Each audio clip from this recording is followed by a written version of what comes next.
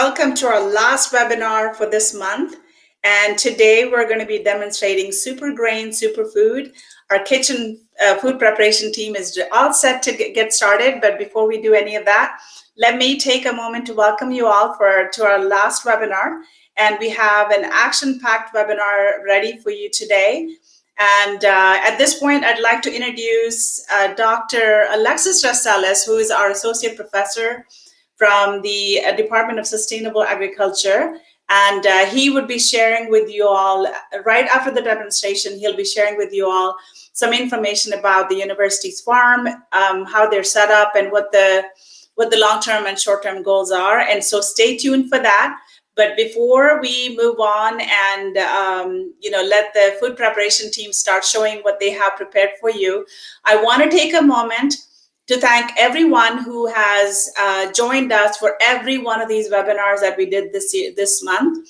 We thank you wholeheartedly for supporting us, for providing feedback and asking questions, comments. And you all know that we also have a special gift that's coming to the person that we will pick from the drawing that we will be doing after today's webinar. So please do us a favor. If you are one of those that registered and attended all of our webinars, please send an email to pewdoffice@utrgv.edu by tomorrow so that we can pick the names that we want to be including in that drawing. So at this point, I'd like to go ahead and introduce our food preparation team, and they'll take it from there. Thank you so much. Okay, there you go. Hi guys, my name is Jessica, and today we have...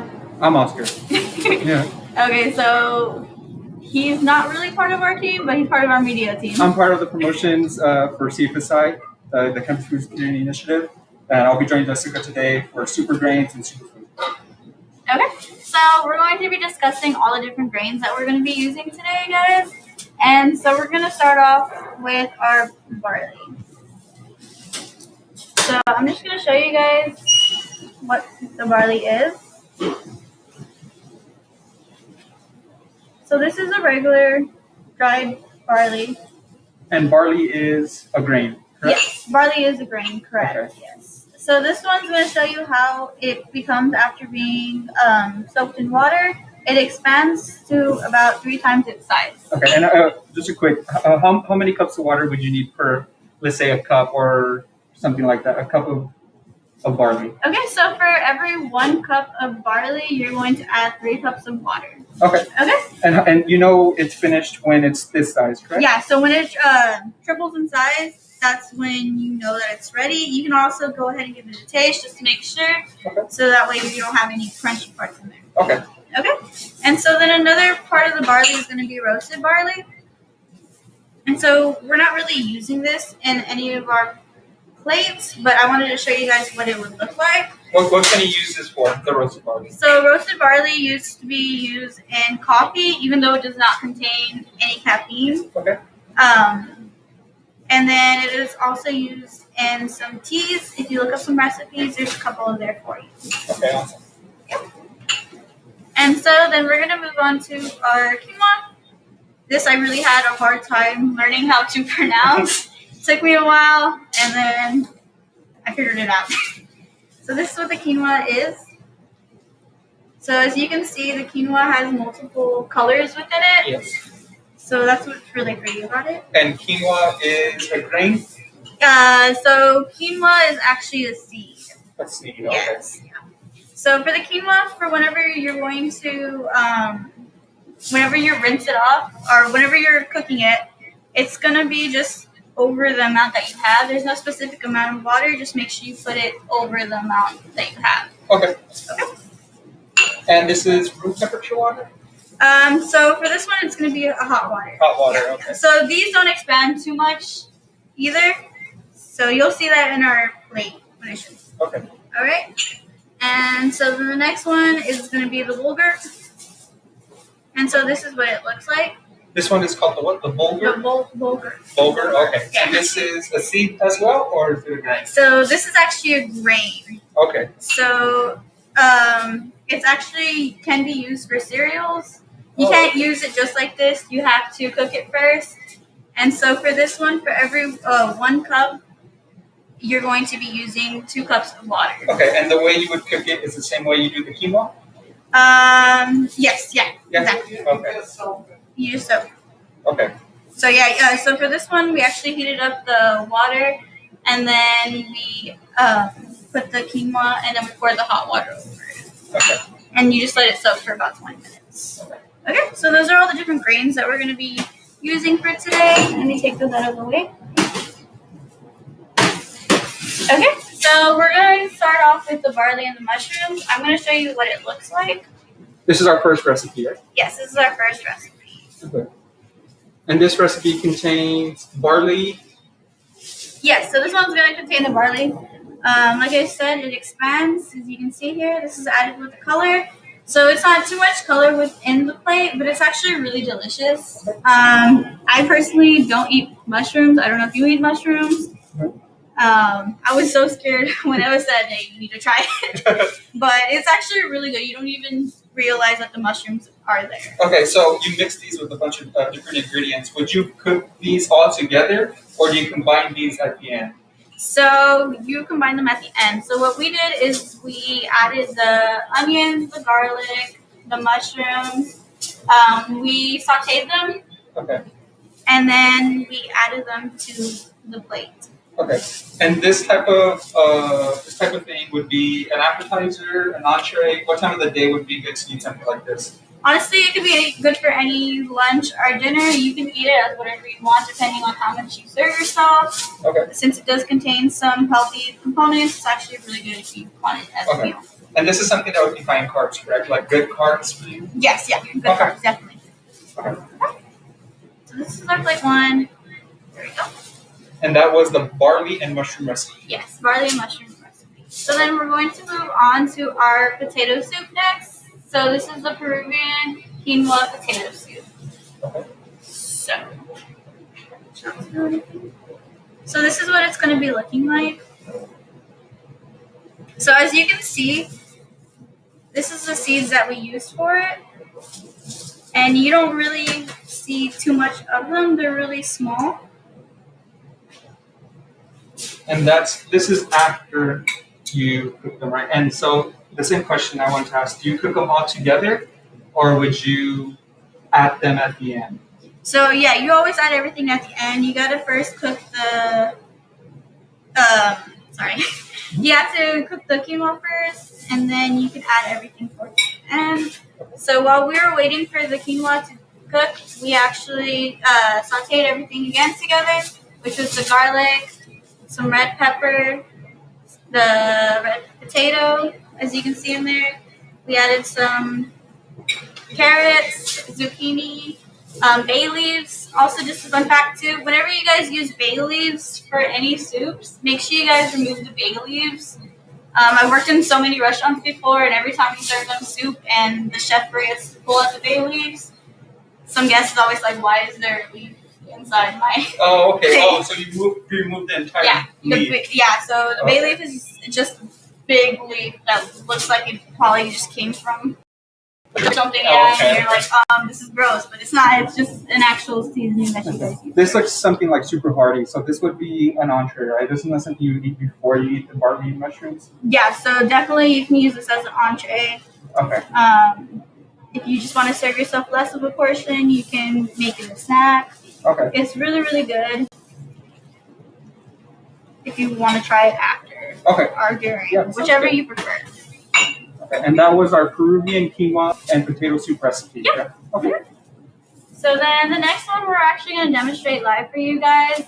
We're not going to be boiling everything, but we're going to show you how we make it, put it together. So this next plate is called Taboola Tabula. So we're going to use the bulgur grains. And so, thank you.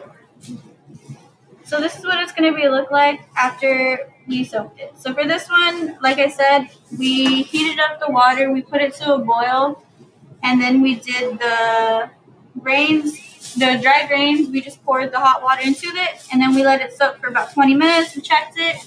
We decided that it's going to need like 10 minutes more, so we added another extra 10 minutes, and then we drained all the excess water out of it. And so this is what it comes out to. To me, this really tastes like Rice Krispies. If you've ever eaten Rice Krispies, Okay. that's what it tastes like to me. This looks like rice. Yeah.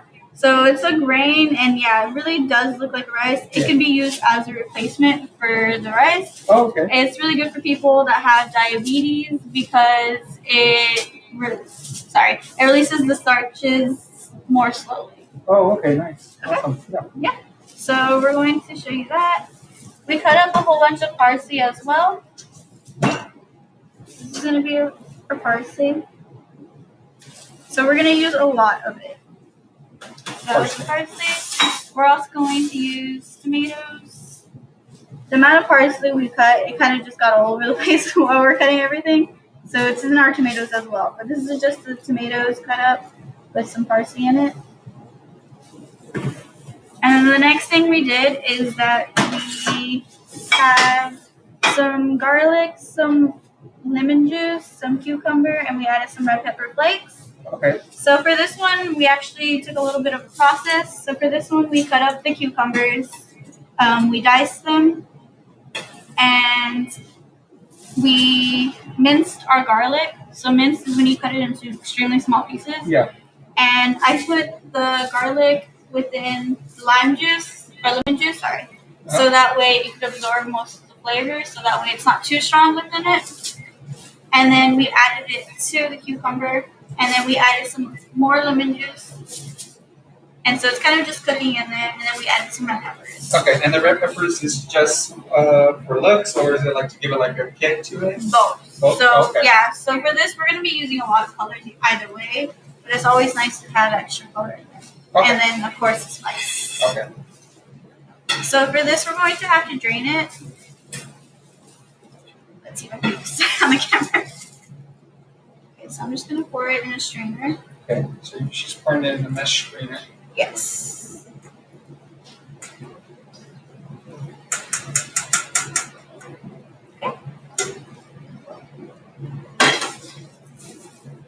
And then go ahead and shake it off a little. And why do you want to get rid of the lemon juice? Because this is going to be more of a salad, and so you don't want that liquid in there. Okay. It already absorbed the flavor. Flavors, okay. Yeah. And then I'm going to go ahead and toss it back in the bowl. So the minced garlic essentially dissolved in that lemon juice, correct? And it went in, like the flavors. So yeah, the flavor went in there. Yeah. Okay.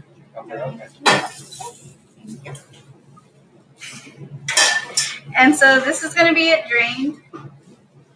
And then we can, of course, add everything else. So I'm going to add in some tomatoes.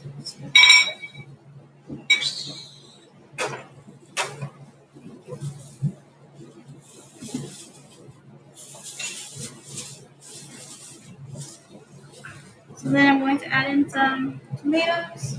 And how much would you say you're adding right now? It's to your preferred taste. Okay. I'm not going to add too many because we have the cucumbers in there. Okay.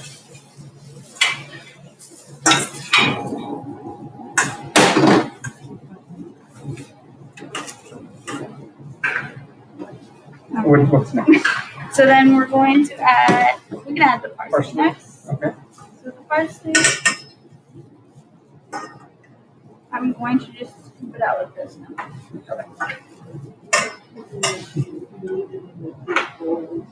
Okay. So we're going to actually get a bigger bowl so that way this can all fit in there. Thank you. Alright. Perfect. Okay, so we're just going to make everything that you guys see on camera. So this is all the cucumber. So would you want more tomato, or is that fine? Yeah, we're going to add more tomatoes. There you go. Thank you. And then we're just going to add all the tomatoes. There we go. Thank you. Mm-hmm.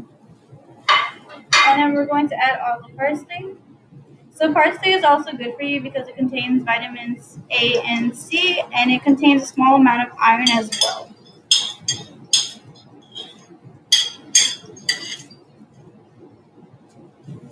Okay.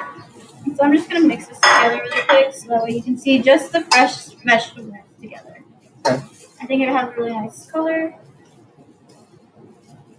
So the reason for this is this is essentially a salad, correct? Yes, correct. This is a salad. Okay, and so this is something you would want to make if you're going to eat something. Maybe this would be like an appetizer to start off a meal, or this is something that you can also eat as the meal. You can do both. You can add whatever you like to it as well. Okay. Thank you.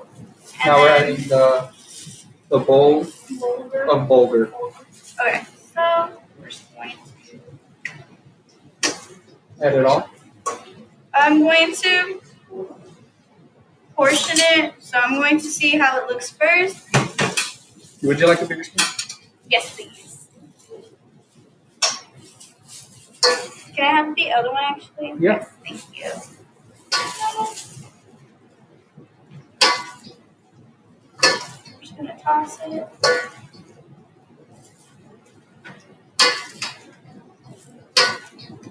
And then we want to actually, go ahead and add more of it. Okay. Oh, perfect. Thank you. You like all of it? Okay. I'm just gonna add all of it.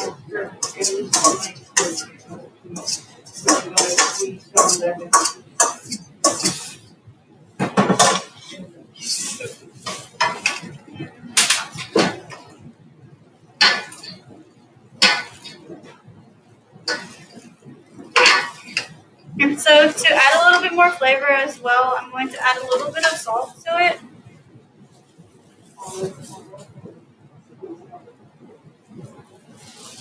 So I did 2 pinches of the salt. Thank you. We're going to add some fresh lemon to it. Always make sure that no seeds go into the salad because you don't want to be chewing and then get a huge crunch. One actually fell in here right now, so let me grab that real quick. Would you want to add the full lemon or just half the lemon? I'm going to add the full lemon because we have a large amount of the salad to it. Thank you. Okay. So usually if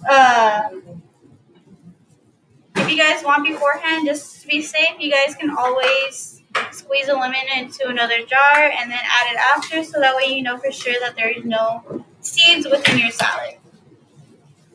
So let me just scoop out the seeds really quick.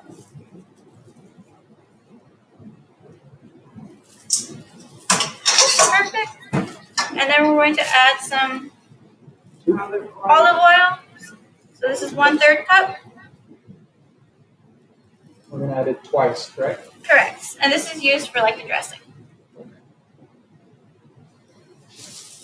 Thank you.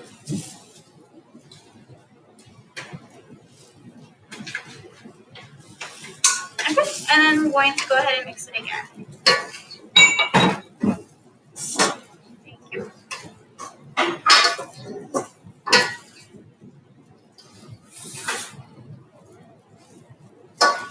So this can feed quite a bit of people. Oh yeah, we made a big portion. So And this looks like a very refreshing type of salad. yes, definitely. It smells really refreshing. Yeah. And it smells seems super simple to make. I mean, all you have to do is really just cook the cook the bulgur, and then just dice up cucumber, let it sit there with the minced garlic and the red pepper, and then chop up some parsley, some cucumber. That's essentially it. I mean, like I said, it's not really even cooking. It's just soaking the seeds or the grain. Sorry. So this is what it's gonna look like. And then I'm going to add it. The presentation. Yes, for the presentation, we're going to add it to a salad, and then we have the little tomatoes. These are cherry tomatoes, correct? Correct. And the ones you used in the recipe are regular tomatoes? Yes, those are regular tomatoes. Okay. Salad tomatoes.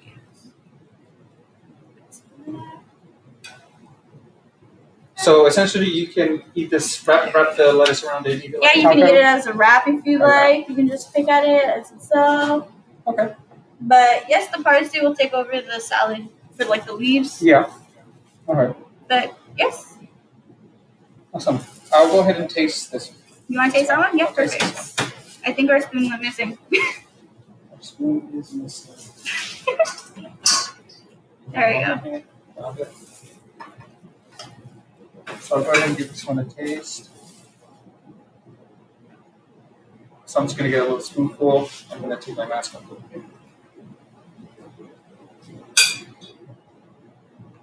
So it is very craft-like, and it does remind me of a salad. It is a little spicy, actually, for me. I don't eat a lot. I'm so sorry about that. Okay. It's okay. That's because we added a little red pepper. Yeah, the cucumber is actually it's very strong. The flavor is very strong with the cucumber. Mm-hmm. It's nice. It's refreshing. Perfect. And then we'll have you try the other ones off camera. Okay. Yeah. Yeah. Okay. And so that's all we have. Do you have any questions about this? Or if you guys have any questions or any comments about anything that we made today?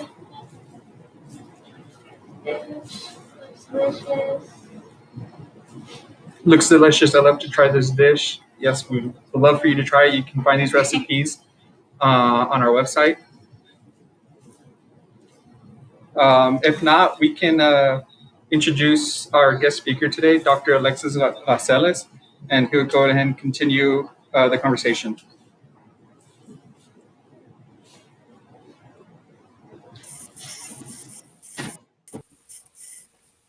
Hi. That was super interesting. I think I might that I actually have a lot of the equipment, a lot of the ingredients here at home.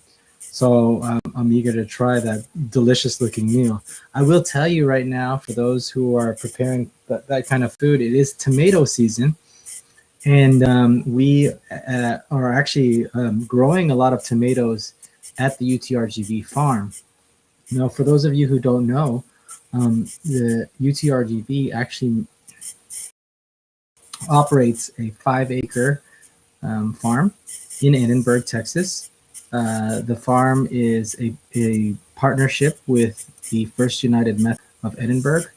And we are working with them to develop a local urban food system, through the implementation of urban ag. We've been working with them for about 1.5 years now.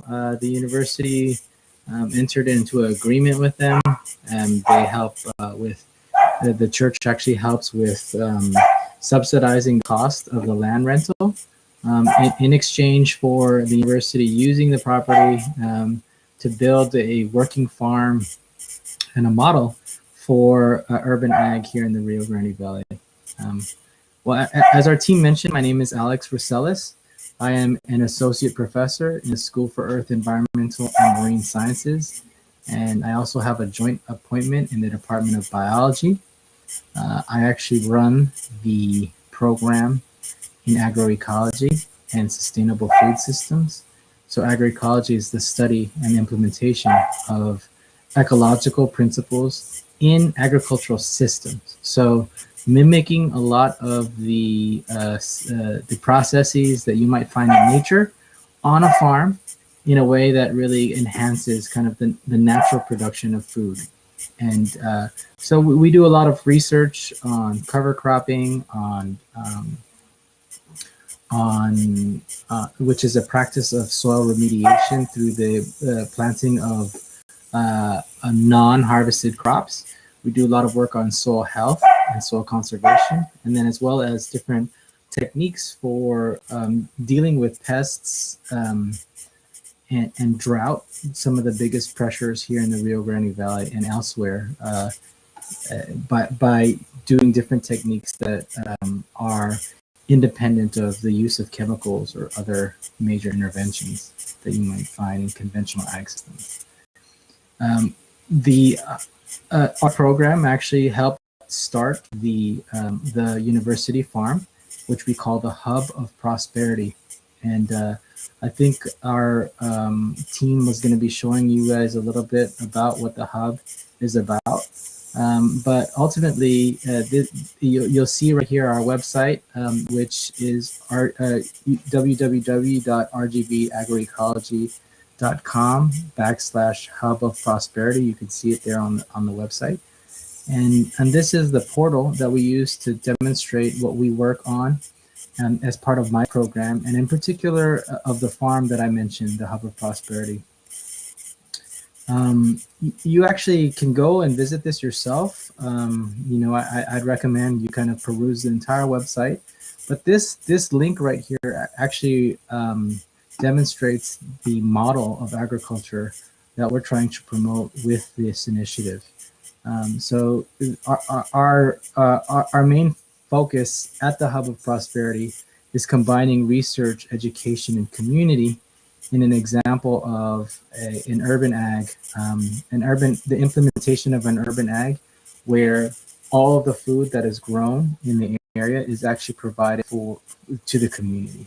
So as I mentioned, we really try to bring in different elements, including student learning, including community engagement, and including research in a way that really kind of helps improve the self-reliance of the community in terms of production of food. Now, what do I mean by self-reliance? I mean that we can actually grow food and then distribute the food in a way that really helps the Rio Grande Valley. I'm not sure if you guys know this, but the Rio Grande Valley actually leads the state of Texas in the production of fruit and vegetables, where Hidalgo County in particular is really the mecca for fruits and veggies, which, as you know, is often cited as the one of the answers to some of the food-related diseases, such as obesity and diabetes, that are prevalent here in the Rio Grande Valley. Now, none of the food actually stays in the community. Most of the food grown here in the Rio Grande Valley is exported to other places in the country, and very little of it stays here. And so one of the models that we're trying to promote at the Hub is food that's grown here in the Rio Grande Valley stays in the community, and that the community benefits from its production. And when I mention benefits, not just in terms of the actual food, but the benefits that you get from learning in that kind of environment, the benefits you might get from research. As you mentioned, as you can see on the website, we do have student research that's being conducted at the farm, and as well as just community engagement. One of the recent papers that we produced out of our program details how important this concept of civic agriculture is in communities, where communities know where their food comes from, they know how their food is produced, and that the benefits of agriculture stays in the community in which the food is grown. So, like, one of the benefits we get is that the students, for example, are able to conduct meaningful research. So here are some examples of some research that's being conducted at the farm at the moment. Many of these students are getting their master's degree. Some of them are doing some undergraduate research as well with our new degrees associated with at UTRGV with food production. And so this is a great spot for them to do research. You also see, for example, below is the different opportunities for education, and not just that through UTRGV and our degree programs, which include a bachelor's degree in sustainable agriculture and food systems and a master's degree in agriculture, environment, and sustainability, which you can find details online. But also, through public workshops that we offer for the community. So, for example, you can see a picture here of a workshop that we had on tree planting, where we invited community members to learn, the techniques on successfully planting fruit trees to ensure their survival. We also offer other workshops like irrigation workshops, how to set up drip irrigation at home. Other workshops might be relevant, and some of these workshops actually can be found online. And what I'll do is I'll share with the moderators some of the workshops that we do offer that are related and offered and linked to the Hub. Some of the workshops these days are actually remote now, largely because of COVID, but we do see this spot as a way to physically congregate around food systems and learning a little bit more about food in the Rio Grande Valley. Now, the last piece that we really want to feature is this idea of community. This is not solely a UTRGV effort. We try to involve student groups. We try to involve, of course, the community, the neighborhoods in which we are situated. And of course, we have a tremendous partner with the City of Edinburgh as well as the United Methodist Church, who really help us envision the best use of this space. There have in the past been tours of this area, so like student groups will come to this area. We've had tours of teachers from the Rio Grande Valley of different groups who are just interested in understanding the relevance about food and agriculture in the Rio Grande Valley. You know, and careers as well. So we do have a lot of teachers who come out to learn about that. Let's see. Hopefully, I'm coming off okay with sound. And let's make sure that.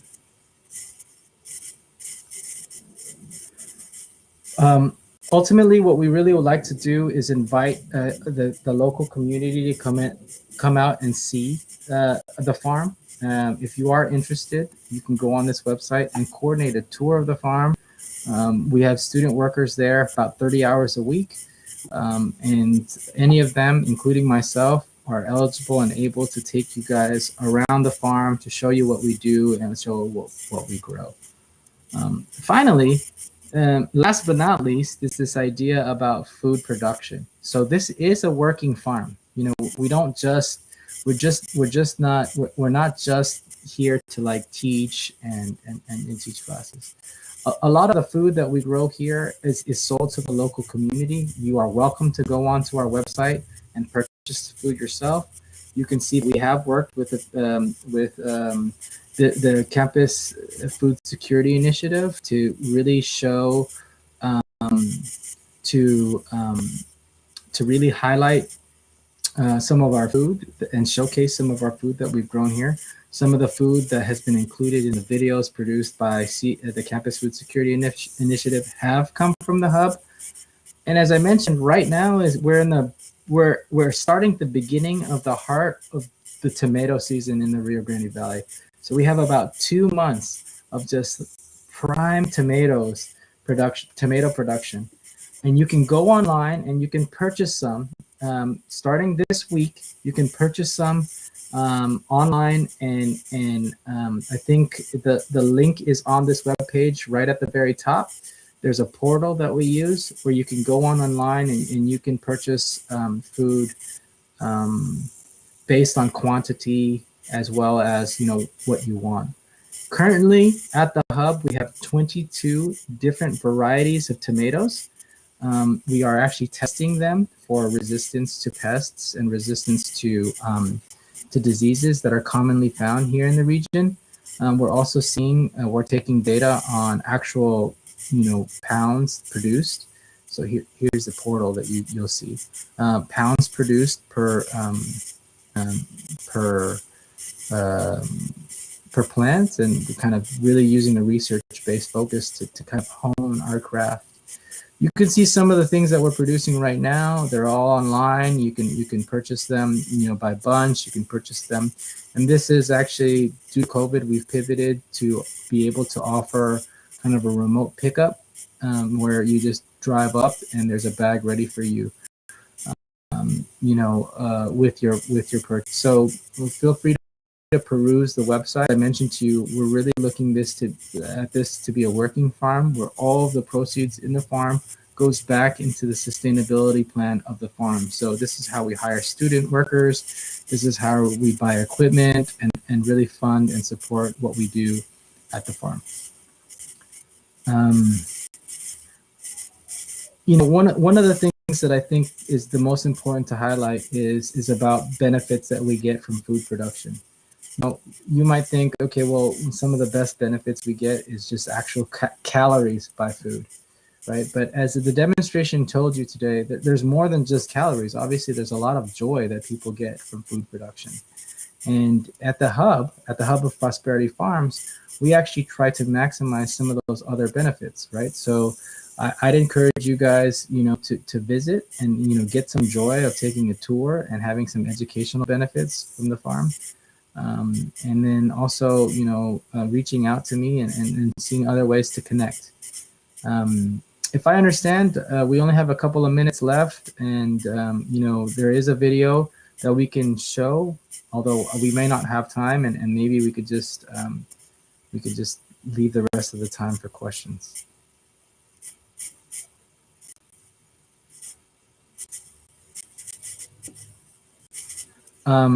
Let's see. Is there? I know we're at the very end of our time slot here.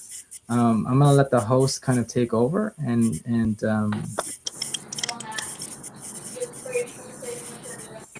go from here. Hello, everyone. We're back, and thank you so much, Dr. Rosales, for sharing information about the University Farm Hub of Prosperity. I'm here with the food preparation team, and all of us wanted to say bye to you all because this is the last webinar for this month.